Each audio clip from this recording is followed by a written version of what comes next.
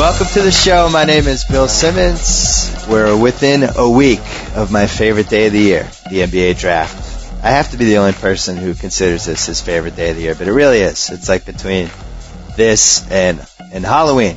I think those are my top two. Let's get right to this week's guest, the NBA columnist for ESPN Magazine, someone whose sartorial splendor has enriched all of our lives. The best-dressed man in sports journalism, Ric Bucher. Welcome aboard. Thank you. Clearly you prepped for this little convo because I don't know that you would have come up with that intro just right off the top of your head. No, I write my own intros. That's one thing I've learned with the podcast. That you got to write some of this stuff down. Hey, we live in a world where Tony Parker is a finals MVP. Yeah. And as far as I can tell... And what a strange world it is. I know. As far as I can tell, you, me, Mark Stein, and my buddy House are the only four people who are outraged about this. How is Tim Duncan not the MVP of this series? I have no idea, other than I've known for a long time that statistics rule the day. And I quite honestly get the feeling that in a lot of situations, voters, whether it be for All-Star, whether it be for MVP, whether it be for Defensive Player of the Year, they're not confident enough in their own ability to look at how a guy plays the game and the intangible or intrinsic elements to playing the game and base their opinion on that. And so they fall back to the numbers. And if you look at the numbers for Tony Parker, if you look statistically, you can say, wow, he had a great finals performance, without looking at the fact that if his numbers were better, it was because the Cavs were doing everything they could to stop Tim Duncan and said, well, we can let Tony Parker go to a certain extent because he's not going to decide the series. He's not going to decide a game. And then you also look at who he was matched up with. He was, the Spurs themselves told me, look, he's the premier point guard in this series. He's got to have a big series as opposed to how he's played in the finals before. So the short answer is it always ends up being stats, people wanting to buffet their opinions on the numbers, and they fall back on that. It's the same reason Ben Wallace has been Defensive Player of the Year multiple times when he wasn't even necessarily the best defensive player on his team. Yeah, and the thing that gets me about Parker is I think if he scores less than 25 points in the series, he's a disappointment. Because he's got first two games he's going against a guy who's hurt. Right. The rest of the time he's going against a rookie who got scared, right, more and more scared as the finals went along. Right. And they never knocked him down once. He had free reign of the paint for whatever he wanted to do. Yep. And meanwhile, it just gets back to this whole thing where I just don't think people realize all the stuff Tim Duncan does. It really drives me crazy. No question. And I'm reluctant to bash Tony for this. It's not his fault that he got did his voted job. MVP. And he did have a series. He did what he was supposed to do. He took advantage of a clear advantage, and so I don't want to be down on him, but it's exactly right. Tim Duncan is so consistent. He does so many things. He's so willing to sacrifice his game for the betterment of the team that we just take that for granted. And the reality is, superstars of his caliber don't always do that very easily, and he's done it without question. And you just look at what he does for them. If the hallmark of the San Antonio Spurs is their defense, then we shouldn't even be having this conversation because Tony Parker does not factor in at that end of the floor, while Tim Duncan means everything at that end of the floor. Yeah, so, Tim Duncan covers up for you. Tony Parker. Yeah, and I just think it's a question of how much you understand basketball and whether you're seeing the games in person, all that stuff, because you watch Tim Duncan in person and all the things he does for that team, none of them are going to show up in stats for the most part. Like, he's the big brother to everybody. Yep. He's the spiritual leader. Yep. I just think if you wanted to play with somebody, you'd pick him because he's the best possible teammate that you'd ever want to have for a good player, right? No question about it. And he even cured one of his issues, which is, we look at some of the clutch shooting that Tony Parker had. Well, in that big Game 3 win, which really decided that this series was going to be a sweep, who was the guy who had not gone to the free throw line the entire game. His problems with shooting free throws is well documented, and Tim Duncan stepped to the line in the final seconds and knocked down two that were as pivotal as anything else. And you and I have talked about this via email, that when it comes to a guy either doing his job or not doing his job, when Tim Duncan steps up to you and either pats you in the head or kicks you in the butt, that's going to determine how a player proceeds in that game. There's nobody else on that team that has that authority, and that was a huge factor. Being in the huddle for their timeouts, there was one point where there was a pick and roll, and Robert Horry strung it out and closed on Eric Snow, and they came back to the huddle, and Duncan was like, "Rob, that was Eric Snow. We don't care about him. We're going to let him shoot. What are you doing?" And Rob came up with some like, "Hey man, it was in the heat of the battle. You just do what you do. You just react, you know." And Duncan was like, "Wow, listen to this." Yeah. Wow. And Big Shot understood what was being said, but Duncan did it in a way that it wasn't threatening, it wasn't distracting. Rob knew that he'd screwed up. Everybody else knew that he'd screwed up.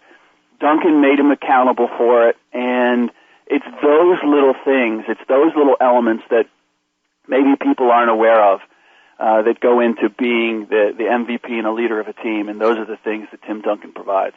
Well, and the other thing, I feel like the Finals MVP, and we talked about this, unless the guy just stinks out the joint, it's you give the best player in the team the final MVP. Yeah. You just do.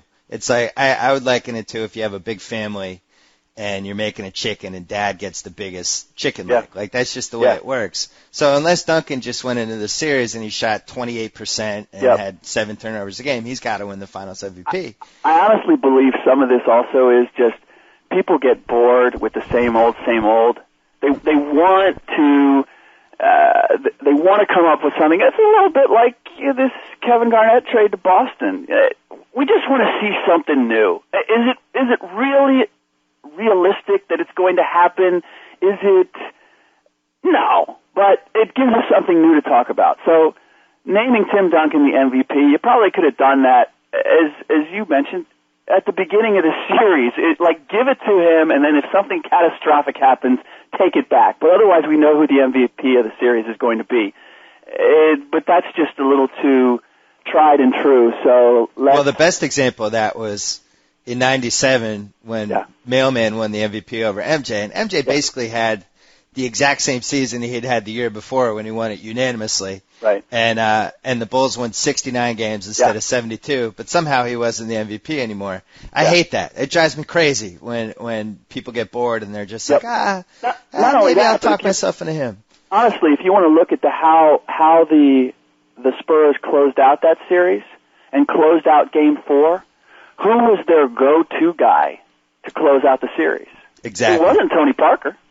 It was Manu Ginobili. They handed it to him and said, "You go and get this done," because Tony Parker has had a history of not wanting to carry that weight when it absolutely comes to the final strokes of closing a series. If it was not for Speedy Claxton, if it was not for Steve Kerr, I mean, everybody talks about Tony Parker already having 2 rings, and I know they're like turning into a bash fest of Tony Parker, and I don't want to see that. But you're just mad you didn't get invited to the wedding. If you did, I